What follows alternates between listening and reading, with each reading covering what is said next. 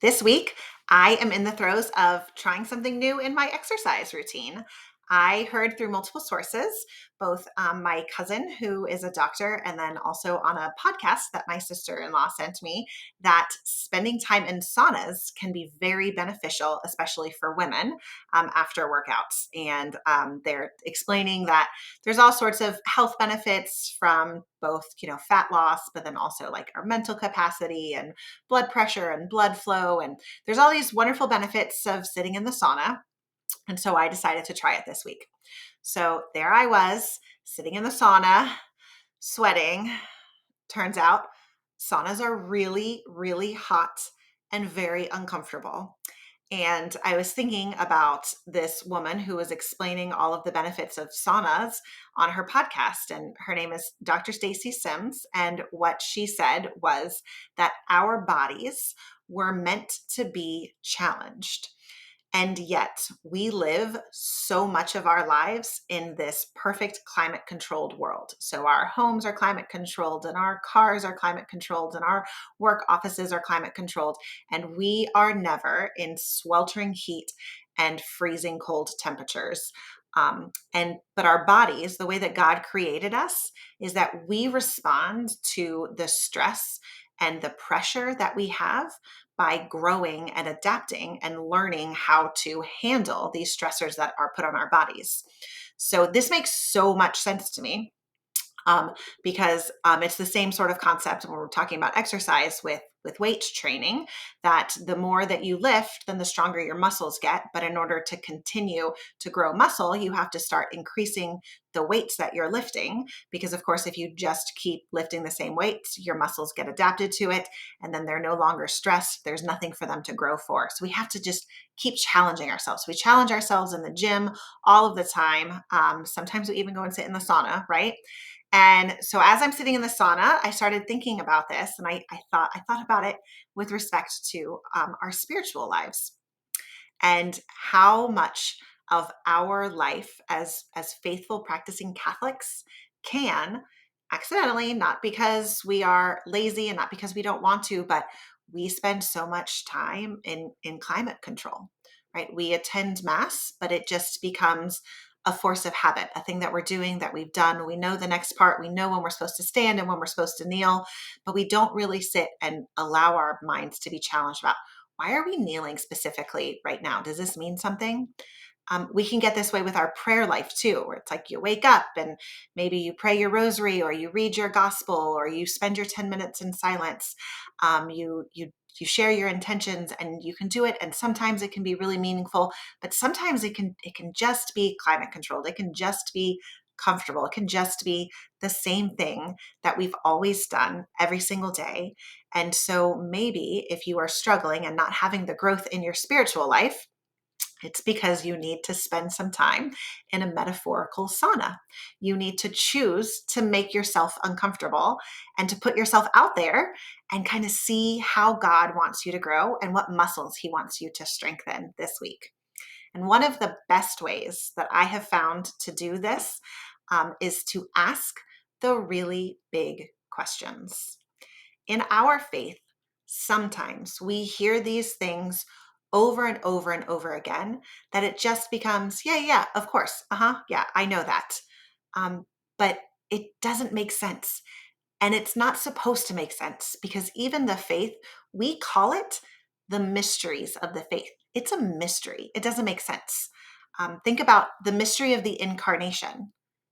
God, the creator of the universe, the knower of all things, omnipotent and all powerful, was contained within a tiny infant. Like, this is mind blowing if you think about it. Like this is absolutely inconceivable to our human brains. Like how can those two things coexist? I love also to spend time just meditating on the mystery of the Trinity. They tell us it's three persons, but one God.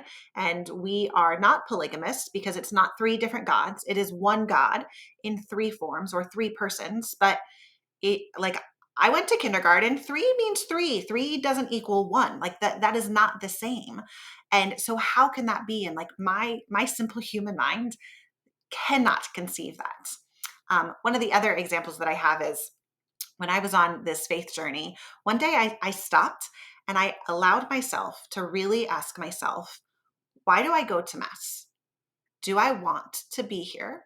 Do I want to worship? Do I want to receive Jesus in the Eucharist? Or am I just here because it's habit, because I'm afraid of committing a mortal sin and potentially going to hell or having to go to confession? Or I mean, what it was, for me for many, many years is just that's what I always did. We got up on Sundays and we went to Mass, and I didn't think about it. And I didn't think about if I wanted to be there or if I didn't want to be there. It was just what I did. It was just climate controlled. It was just the way it was. And when I allowed myself to really spend, I think I spent probably about a month pondering this every time I went to Mass. It was, why am I here, Lord? What is in my heart? Do I want to be here? And when I finally when I uncovered that part inside of me that said, yes, yes, this is where I want to be, there is literally nowhere else that I would rather be than here at Mass, worshiping the Lord with my community and receiving Jesus in the Eucharist. Then that completely unlocked Mass for a totally new meaning.